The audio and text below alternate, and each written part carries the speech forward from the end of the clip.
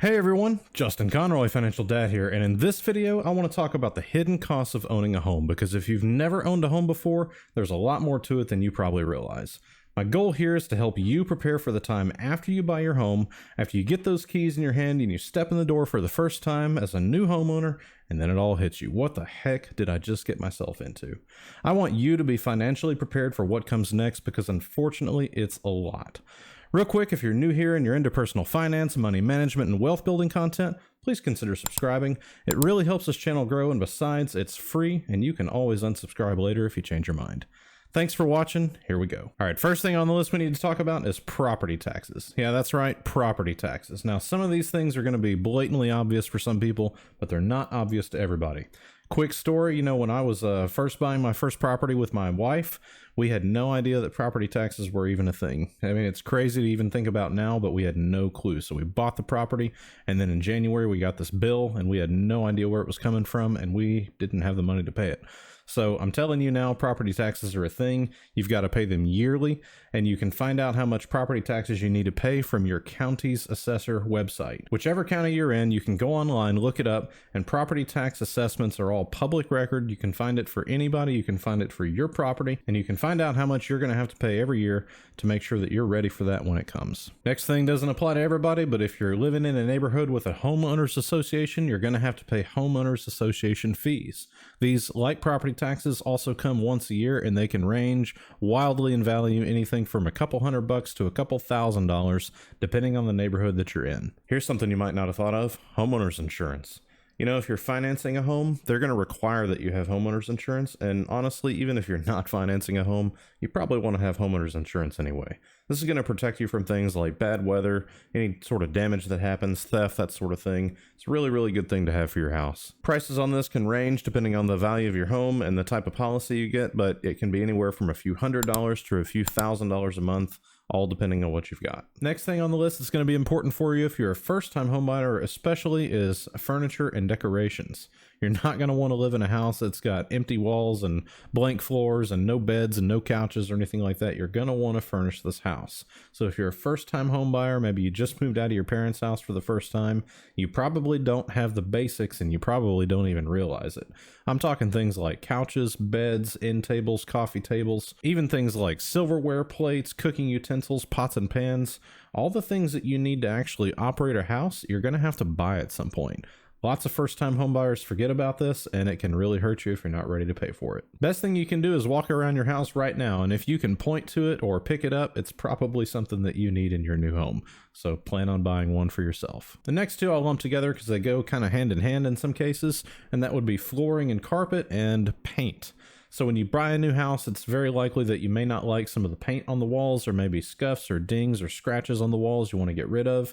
You may want to either buy some paint and paint the house yourself like we do, or you may want to hire some contractors and have them come in and paint the house for you.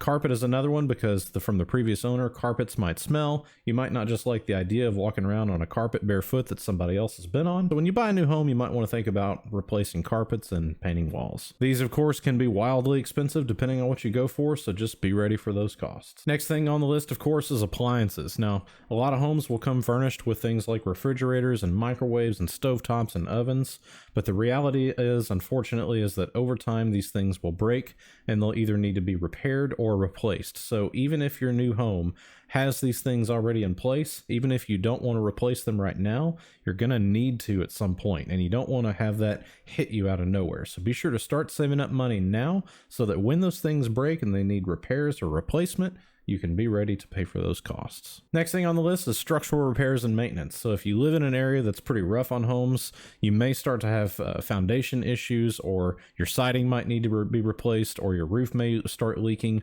These are all things that you're going to have to worry about eventually.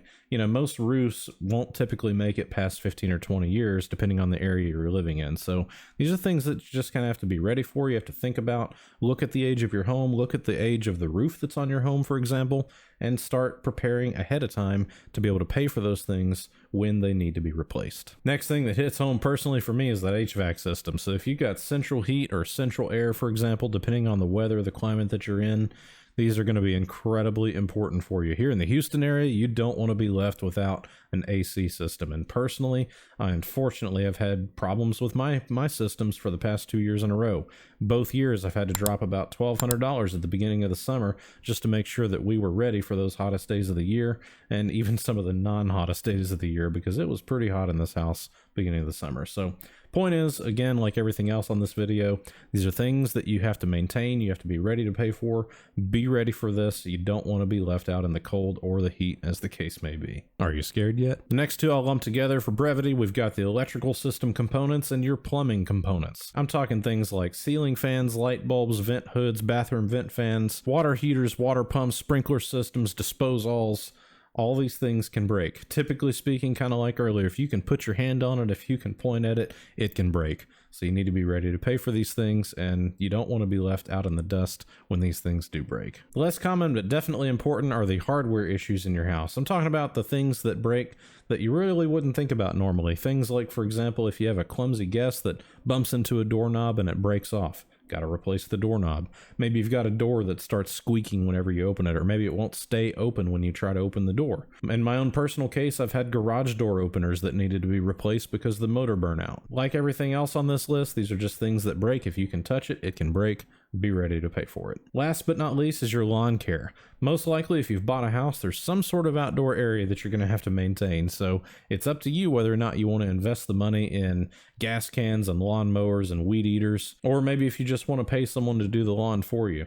The point is, this is something you've got to consider, and if you're a first-time home buyer, you might not have even thought about the fact that you got to mow your yard now once a week or twice a week, depending on the time of year, and depending on whether that homeowners association is going to be riding your butt about it. Well, hey, hopefully this was enlightening. Hopefully you learned something. What did I forget? What did I leave out? Let me know down in the comments. I'm definitely curious to hear your thoughts. What has surprised you about owning a home? I've definitely had my fair share of surprises, and it's never a pleasant thing to deal with. So anyway, thanks again, guys. Thanks for being here. Like and subscribe down below. We'll see you next time.